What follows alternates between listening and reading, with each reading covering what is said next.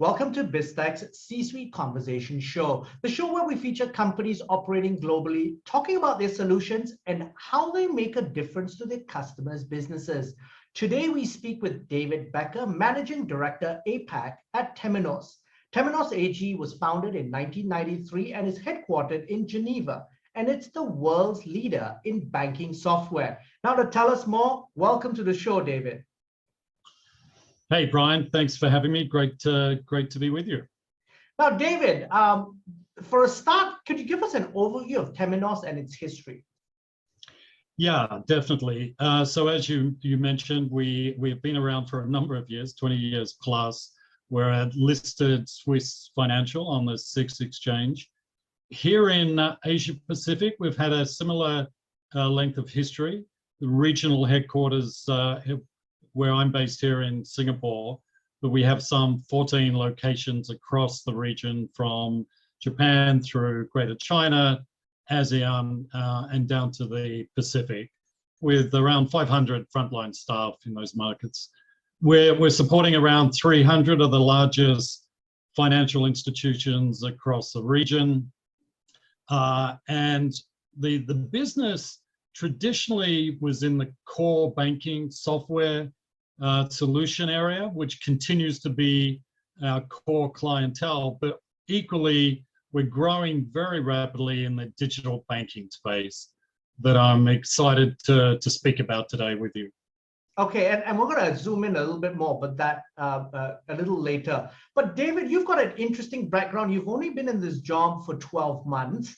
You come from Thomson Reuters, as well as, and those names that, a name that some people have forgotten, Dow Jones. Give us an overview of your background and also your role and focus at Temenos. Yeah, welcome to share. So original home, I'm an Aussie. My accent is mellowed a bit because I've spent pretty much my entire life and career outside of Australia. That's right. I joined back in the late 80s, in fact, just after the 87 crash. For those of you who had been around long enough to remember, I joined what was then Dow Jones or Dow Jones Telerate in Hong Kong, where I spent quite a few years running the early part of the news bureaus for Dow Jones and price reporting on the US Treasury market, where you didn't have as much transparency as you have. And I would add as well, that was even pre-Bloomberg. So Bloomberg came in a few years later. Then after a long tenure with what was Dow Jones or Dow Jones Telerate, I then moved on to join the key competitor at the point that was Reuters and became Thomson Reuters. My last role with them was as their CEO for Asia Pacific. Very different business, as you would appreciate, Brian, from the area that I'm in now with Temenos. Very much on the front office, on data feeds, on terminals. Everyone was used to the displays, the key displays in terms of for FX trading, as well as fixed income and equities. The space we're in with Temenos is very different. It's still front to back, but it's very much on the full connection, the full collaborative banking, composable banking across all aspects of the workflow of our financial clients across the region. I would add, it's a fantastic region to be based in. This has been my home. I'm a Singapore permanent resident. My family, my children are all born here, and they're also bilingual in Mandarin. So it's a great place to work in terms of serving a very diverse region and unique markets from Japan through China, through Korea and Southeast Asia, and then back home to the Pacific. So very, very dynamic. I would add even more so during the pandemic. You know, it's been a challenging time for us all navigating in this marketplace and adopting to a virtual existence, such as the interview I'm doing with you now. Yes. But I find, compared to my colleagues in Europe and North America, that the adaptation and the ability to continue to perform and grow in Asia Pacific during the pandemic has been really impressive. Partly out of necessity, but partly out of the innovation and the willingness to adapt and adopt to changed circumstance. It's kind of trait you do find in Asia.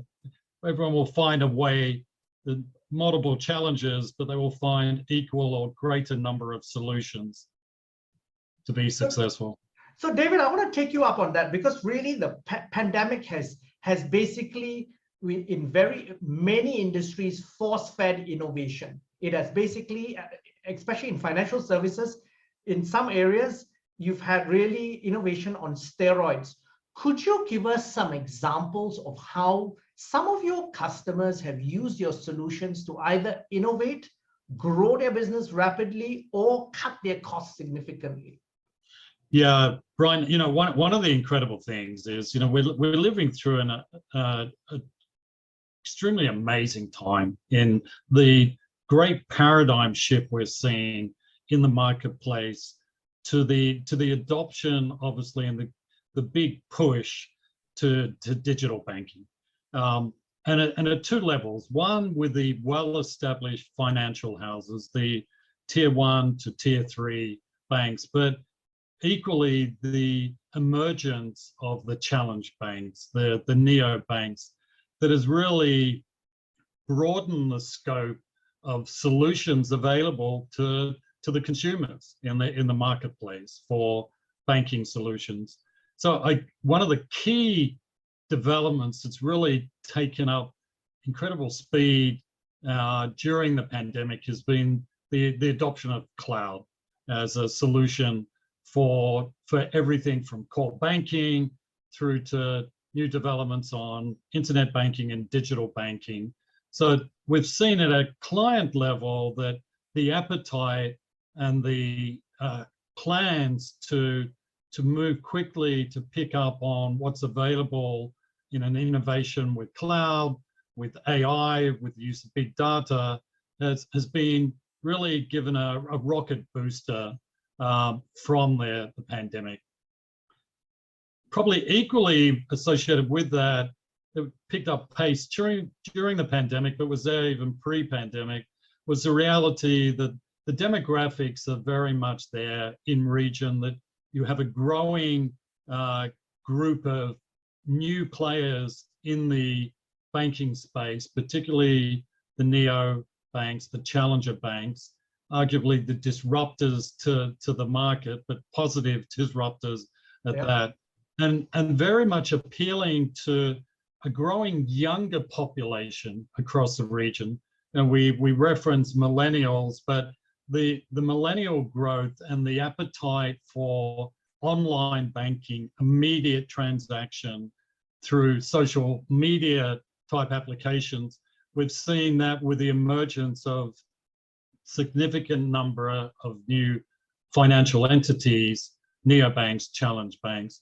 What we've seen from a Temenos perspective here is the adoption and the demand for increased solutions related to that trend. So cloud delivery, SaaS-based delivery solutions, software as a service, as well as banking as a service, have really been the primary driver over the last 2 years, and is continuing as we into the first quarter of 22 as well. No, I was just going to add, and look, I think one of the key further drivers of this is that you're really creating a level playing field here for a lot of new entrants to come into the market. And by doing so, the regulators have really worked with market participants to rapidly open up the markets, still applying strong governance and control, but equally encouraging the adoption of new digital banking solutions in their markets. And that's from the MAS here in Singapore to the Hong Kong Monetary Authority to the central bank authorities in Australia, Japan, etc. So it's been hand in hand with the banking sector and the regulators that has really driven the growth we're seeing today. David, one of the things that has also, I think, driven this adoption by regulators, especially not in the markets that you mentioned, but in less developed markets like the Philippines and Vietnam, for example, it's really around enabling these neobanks or challenger banks to tap the unbanked and underbanked markets. What are your thoughts on that? Yeah, that is so true. You know, the reality of markets, Philippines, Thailand, Sri Lanka, you've seen where the infrastructure wasn't as developed, the ability to quickly adapt to new solutions, digital-based solutions that allow the total cost of ownership issue to have a quick track, fast track here to see a high return on those investments. So, for example, for Temenos, we have a client in the Philippines, Bank of Commerce, who were first to market with a cloud-based solution using our core banking.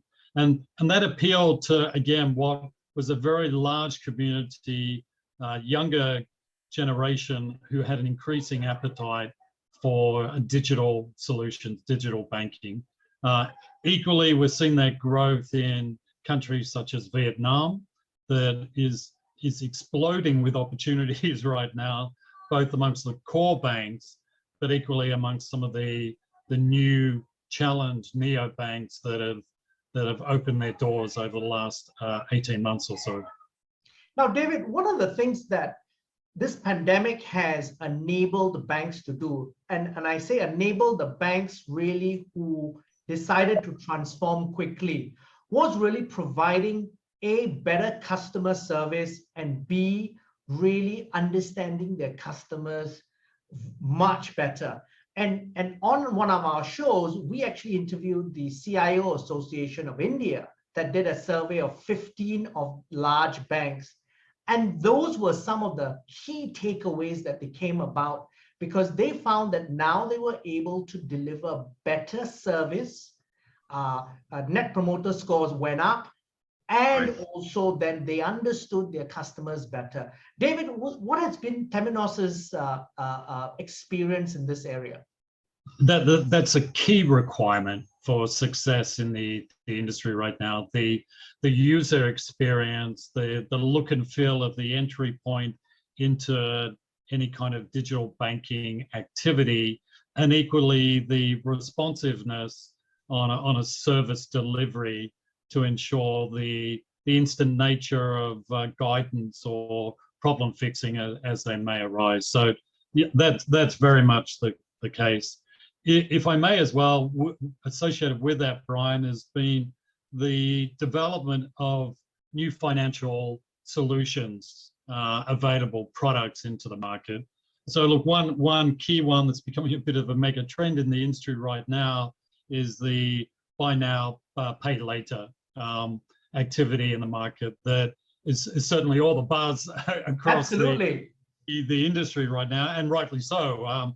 You know, it's not a new formula of banking in the past in terms of financial financing, but it does provide an instant solution by the banking solution providers, with Temenos having that available to clients, that is really fulfilling a demand right now in that space.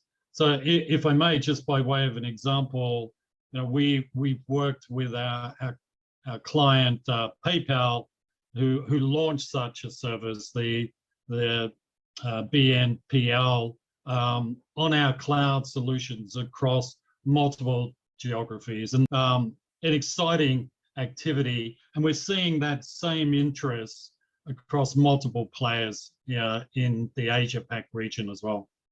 Now, David, that's a buy now, pay later is really an example of some sort of disruptive new business models.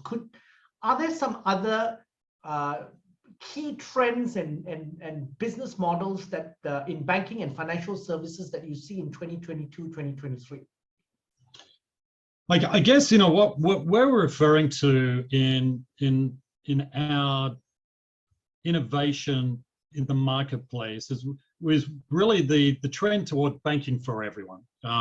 That really leveraging the playing field and what I mentioned earlier about composable banking, that you're bringing together a lot of diverse banking services and products and solutions into one deliverable, cloud-based, and where it's banking as a service. So I'd say one of the key trends is the significance of the competitiveness in banking right now, which challenges the very large established banks who have equally stepped up to the challenge and looked at making their services more immediately available in a digital environment.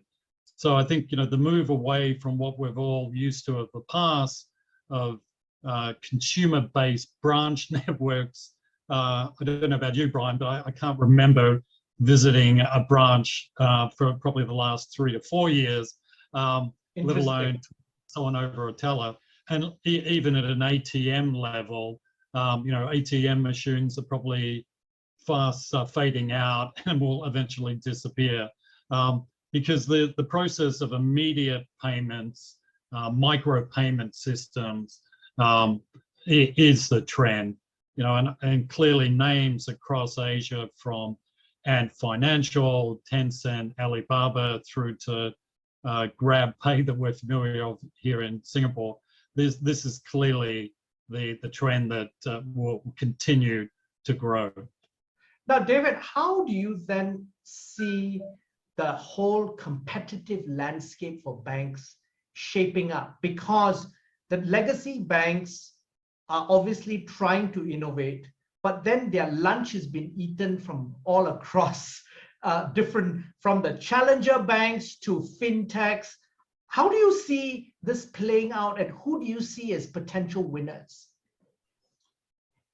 I think it's wide open right now. I would not say that there's a distinct advantage for the established tier 1, tier 2 banks, or for that matter, the highly successful neo or challenge banks. I think right now the scale and size of the market opportunity is such there's enough to go around for all, but what is key here is innovation.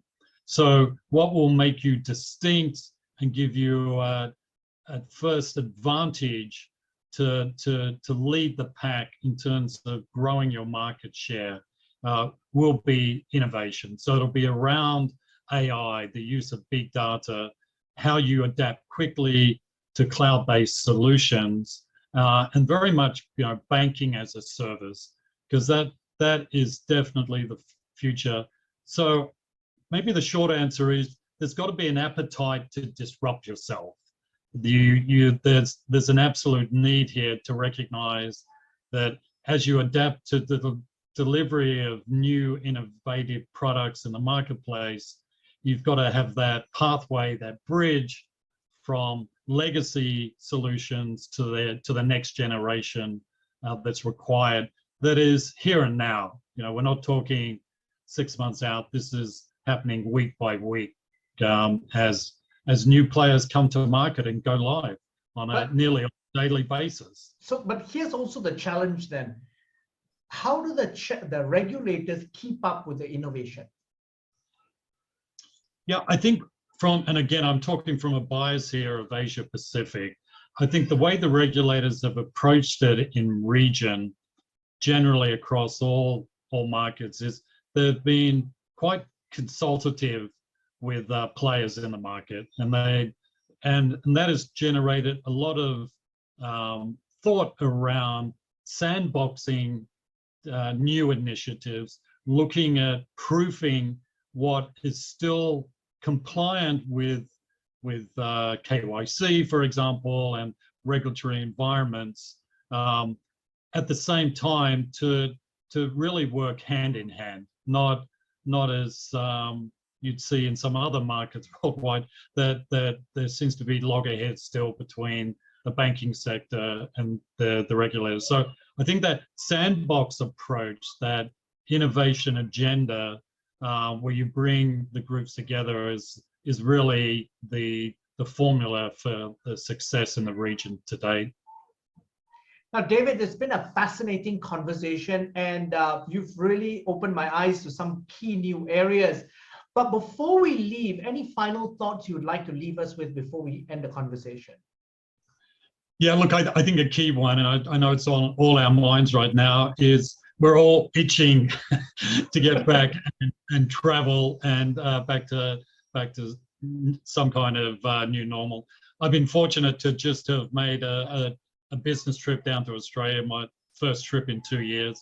And I know, like many, we were traveling every month before around the region. So I think, a message I would have, that the pathway to growth is probably not really returning back to the old normal, but it's going to be an adaptation of both. So the fact that we've proven over the last two years to grow the business remotely, virtually, I think that will continue. But when you bring that together with more face-to-face activity, hopefully all of us being able to travel and meet in large groups again, but I think it will be that hybrid of new activity that's really going to drive the growth even further. So I can't wait for all the markets to open up, obviously cautious and carefully, with the safety of all our loved ones first in our mind, to protect the community. David, thank you very much for taking your time to be on the show. Great to be with you, Brian. Now, I'm Brian Fernandez, and we've been speaking to David Becker, Managing Director, Asia Pacific at Temenos, on Biztech C-Suite Conversations Show. This video and podcast will be on our website, www.biztech.asia, as well as our social media platforms. Please subscribe and like our various platforms. Thanks for tuning in.